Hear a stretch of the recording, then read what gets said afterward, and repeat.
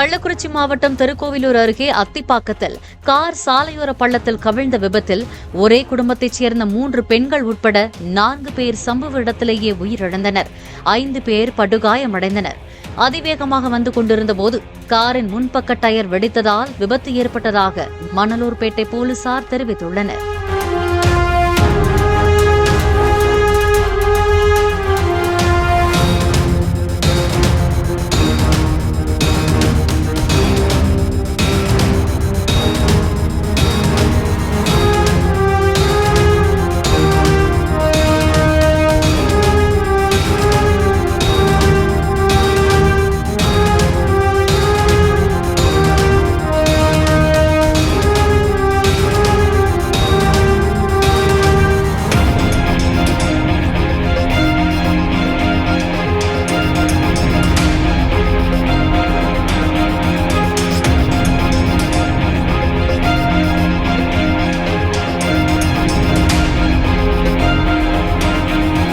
Play store மற்றும் app ஸ்டோரில் இருந்து பாலிமர் செயலியை QR கோடு மூலம் பதிவிறக்கம் செய்யுங்கள்.